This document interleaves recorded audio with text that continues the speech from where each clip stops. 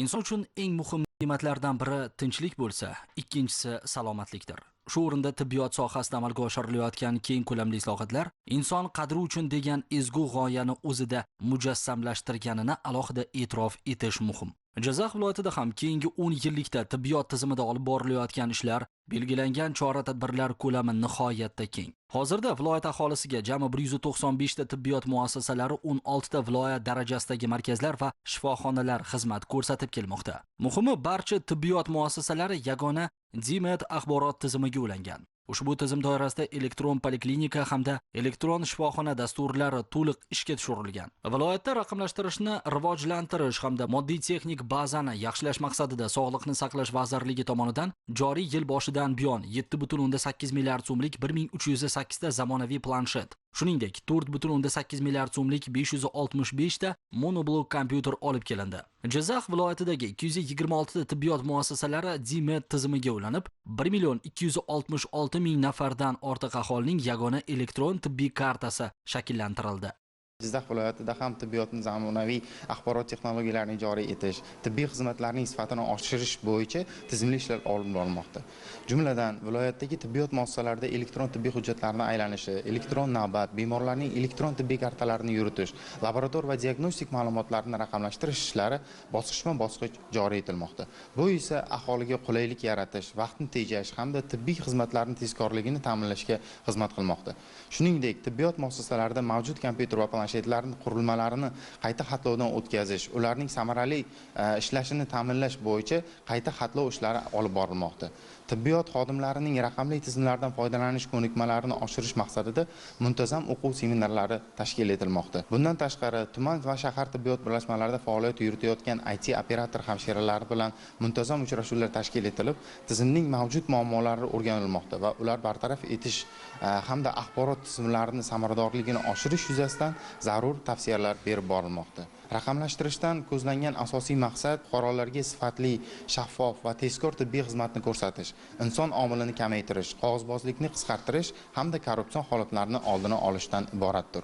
Kelgusida ham Jizzax viloyatida tibbiyot tizimini to'liq raqamlashtirish, zamonaviy IT infratuzilmasini yanada mustahkamlash va ilg'or texnologiyalarni amaliyotga keng joriy etish bo'yicha ishlar izchil davom ettiriladi. Hozirgi kunda viloyat bo'yicha 80 ta birlamchi tibbiyot muassasasida to'liq elektron retsept tizimi yo'lga qo'yildi. Bundan tashqari, elektron retsept moduli orqali dori vositalarini elektron tarzda tayinlash yo'lga qo'yilib, viloyatdagi 249 ta dorixona ushbu tizimga ulandi. Tibbiyot muassasalari moddiy texnik bazasini mustahkamlash hamda sog'liqni saqlash sohasida raqamlashtirish jarayonlari to'liq va samarali joriy etilgani tibbiy xizmat sifati va samaradorligini oshirib, hamyurtlarimiz uchun katta qulayliklar yaratdi. Biz Zomin tuman poliklinikamizda juda katta o'zgarishlar bo'ldi. Raqamlashtirishga o'tdik. Xohlagan vrachlarimizga DMED orqali tushiryapmiz, pasportimiz bilan. Keyin yana bir qulaylik tomonlar, uyda ham bemalol navbat ola olyapmiz. Masalan, shu vrachga boramiz, shu soati raqamigacha yozilyapti. Shuning uchun bizga qulay tomonlari bor. Vrachlarga kirganimizda ham raqam o'sha son tushib turadi, DMEDga tushirilganda darrov qabul qiladi. Kutib o'tirmaymizda. Shu retseptlarni ham kompyuter orqali bo'ldi. Prezidentimizga rahmat, shu qarorlar chiqarib raqamlashtirishga o'tkazganiga bizni mingdan-ming rahmat. Ishimizni oson qildi. Haqiqatda bugungi kunda yurtimizda tibbiyot sohasi sifati tubdan o'zgarmoqda.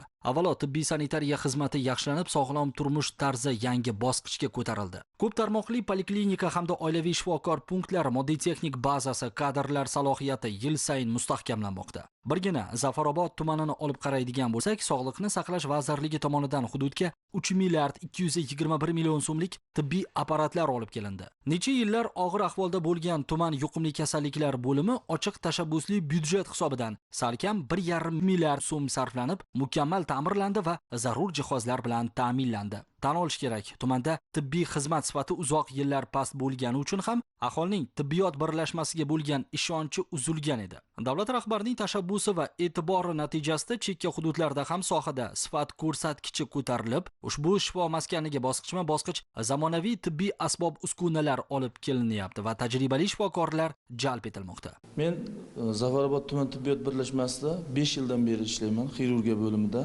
Faoliyat boshlaganimizda yuqori texnologiyali operatsiyalarni bajarish uchun yetarli uskunalar yo'q edi. Ya'ni bizga eng kerakli bo'lgan xirurglar uchun laparoskop apparatimiz yo'q edi.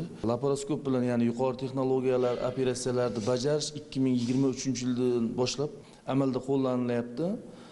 Keyingi vaqtlarda davlatimiz tomonidan berilgan yuqori texnologiyali operatsiyalar uchun berilgan apparatlar yanada mukammallashtirilganligi natijasida undan ham yuqori texnologiyali operatsiyalar, zamonaviy operatsiyalar bajarish, kam invazivli operatsiyalar bajarish imkoniyati bizda bugungi kunda bor va barcha bemorlar deyarli eski ochib qilinadigan operatsiyalar deyarli bajarilmaydi. Hammasi shu laparoskop bilan bajariladi. Hattoki qorin old devoridagi churralarga ham setka qo'yamiz, implant laparoskopik usulda bajariladi. Barcha xirurgik kasalliklar bugungi kunda Jizzax viloyati shahar sharoitida bo'ladigan operatsiyalarning barchasi bugungi kunda Zafarobod tuman tibbiyot birlashmasida bajariladi.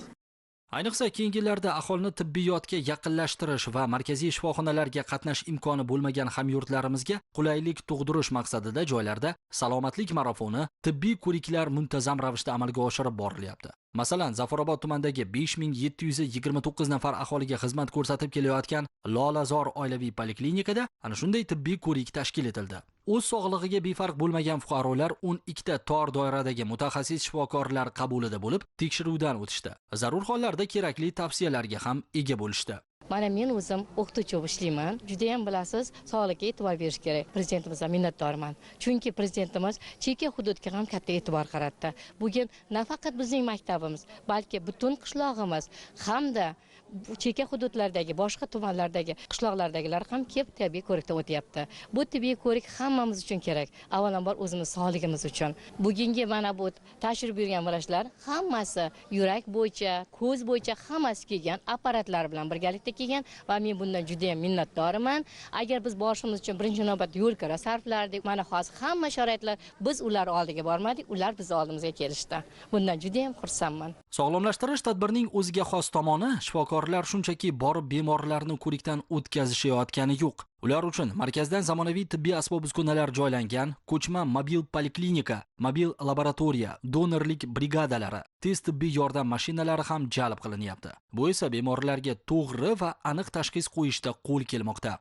Reja grafik asosida har bir tuman kesimida mahallalarda, ya'ni olis hududlarda joylashgan mahallalarda sayyor qabul va chuqurlashtirilgan tibbiy ko'riklar tashkil qilinmoqda.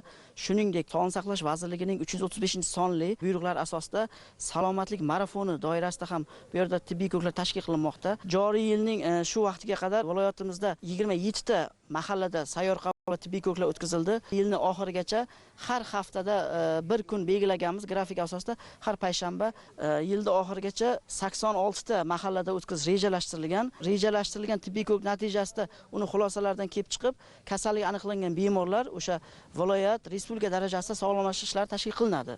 Bu o'z navbatida elektron yo'llanma orqali respublika kardiologiya markaziga, respublika endokrinologiyaga, yurak qon tomir kasalliklari va qandli diabet kasalliklari bo'yicha sog'lomlashtirish ishlarini o'z ichiga oladi. Davlatimiz rahbari aholining salomatligini mustahkamlash, ayniqsa endokrin kasalliklarning oldini olish va samarali davolash borasida ko'p bor to'xtalib, bu borada bir qancha zarur ko'rsatma va topshiriqlar bergan edi. Shunga ko'ra, respublika ixtisoslashtirilgan endokrinologiya ilmiy-amaliy tibbiyot markazi Jizzax filiali yangidan barpo qilinib, bir vaqtning o'zida 134 nafar bemor tibbiy xizmatdan foydalanish imkoniyatiga ega bo'lishdi. Endokrinologiya markazi eng so'nggi rusumdagi yuqori aniqlikdagi laboratoriya uskunalari bilan jihozlangan bo'lib, bu yerda bemorlar qisqa vaqt ichida aniq va ishonchli tahlil natijalariga ega bo'lish imkoniyatiga ega. Ayniqsa qandli diabet va boshqa endokrin kasalliklarni erta aniqlash, ularni nazorat qilish hamda davolash jarayonlarida ushbu texnologiyalar muhim ahamiyat kasb etmoqda. Malakali mutaxassislar tomonidan olib borilayotgan tibbiy tekshiruvlar aholiga sifatli xizmat ko'rsatish, kasalliklarning asoratlarini kamaytirish hamda sog'lom turmush tarzini targ'ib etishga xizmat qilmoqda.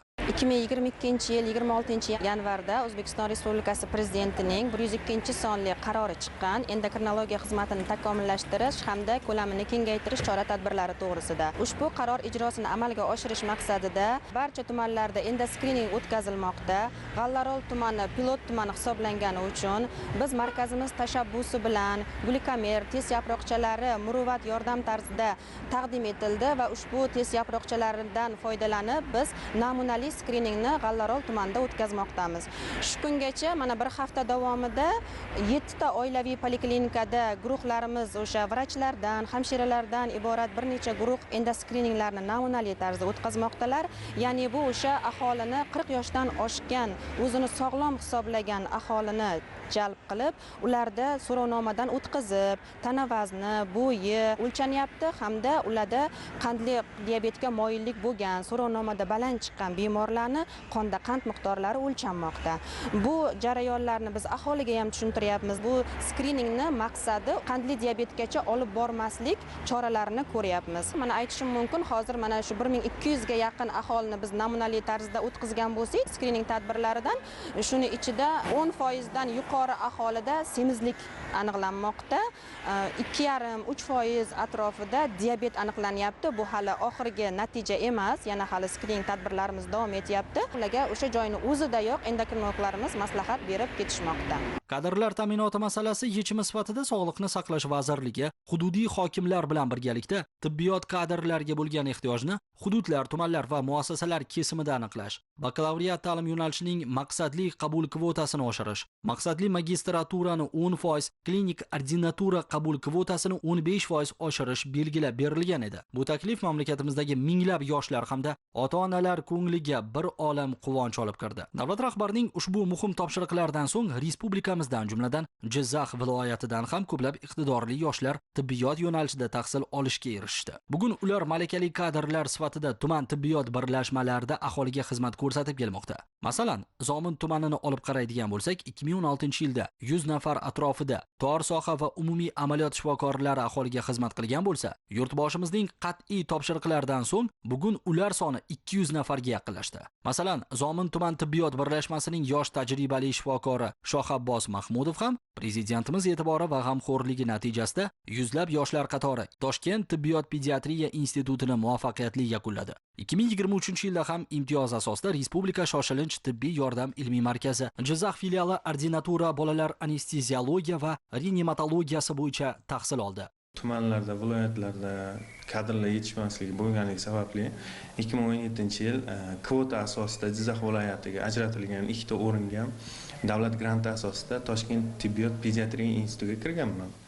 2022-yilda institut bitirib, hozirgi kunda bolalar anesteziologi va reanimatologi bo'lib ish olib bormoqdaman. Prezidentimiz bizlarga e'tibor berganlari uchun, yosh kadrlarga katta e'tiborlar berib, mana tibbiyotni rivojlantirish maqsadida ajratgan o'rinlar uchun juda katta rahmat deb qolaman. Hozirgi yoshlarga juda katta imkoniyatlar bor. Bu tibbiyot institutlari ham juda ko'p ochildi. Ularga kirish o'rinlari ham juda ko'paydi. Hozirgi kunda yangi texnologik jihozlar bilan ham tumanlarda hattoki ta'minlanish bo'lyapti. Zomin tumaniga ham juda ko'p jihozlar berildi. Shulardan bittasi videolaringnoskop apparati. U bizning ishimizga juda yordam beradi va yengillashtiradi. Bu hozirgi intubatsiya qilishda yangicha usullardan biri, texnologik usuli. Yana bitta tibbiyot jihozlaridan biri kompyuter tomografiya bo'lib, bu bizda tashxis qo'yishimizga va bemorga to'g'ri, adekvat yordam berishimizga juda katta yordam beradi. Malakamizni oshirish uchun juda katta sharoitlar bor. Hozirgi paytda kasal kelganlarda kerakli bo'lgan mutaxassislar bilan internet orqali bog'lanib, kerakli bo'lgan maslahatlarni olishda, kerakli bo'lgan muolajalar qilishda malakamizni oshirib, ulardan tajriba olib, maslahatlar olib tajribamizni oshirib bormoqdamiz. Shu o'rinda Jizzax viloyatida intensiv va qurilish ishlari doirasida amalga oshirilgan ishlarga ham to'xtalib o'tsak. Viloyat sog'liqni saqlash tizimida 2025-yilda viloyat ko'z mikroxirurgiya markazi 17 milliardgacha, shahar akusherlik kompleksi 10 milliard so'mga, respublika shoshilinch tez yordam ilmiy markazining 4 qavatli ma'muriy va davolash o'rinlari bo'lgan binosi 12,2 milliard so'mga qurib bitkazildi. Qo'shimcha qurilishlar asnosida qabul bo'limi kengaytirib, diagnostika usullarimiz ko'paydi. Ikkinchi qavatida esa alohida reanimatsiya bo'limi qurib berilgan. Bir vaqtning o'zida 6 ta operatsiya o'tkazishimiz mumkin. Oxirgi 5 yilda davomiga hisoblaydigan bo'lsak, juda ko'p miqdorda tibbiy asbob-uskunalar, zamonaviy diagnostika asbob uskunalari, xuddi shuningdek operatsiyalar o'tkazishimiz uchun zamonaviy laparoskopik jamlamalar, endoskopik operatsiyalarni o'tkazish uchun jamlamalar va oxirgi mana 2 yil bo'lyapti angiografiya uskunasi qo'yildi. Bu viloyatimizga juda katta yangilik deb hisoblasam bo'ladi, chunki kimga mana shu angiografiya tekshiruvi yoki yuragiga stent qo'yish kerak bo'ladigan bo'lsa, biz respublikamiz markaziga yuboradi. Hozir mana shu qo'yilgandan beri o'tgan yili 300 ga yaqin bemorlar viloyatimizda kelib davolanib ketyapti. Kasalxonamiz ancha kengaytirildi. Undan tashqari to'liq rekonstruksiyadan chiqdi. Bo'limlar soni oshdi.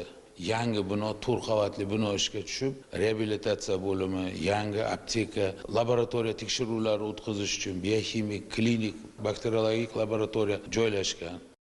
2026-yilda ham tibbiyot sohasida keng islohotlar davom ettirilib, foydalanishga topshirilishi kutilayotgan Jizzax shahrida 270 o'rinli tibbiyot klasteri va Yangi O'zbekiston massividagi 200 qatnovli oilaviy poliklinika tayyor holatga keltirildi. Tibbiyotdagi bu kabi o'zgarishlar fuqarolarning baxtli, saodatli, farovon umr kechirishini kafolatlash, huquq hamda erkinliklarni muhofaza qilishdek katta maqsadlarni qamrab olgani bilan ahamiyatlidir.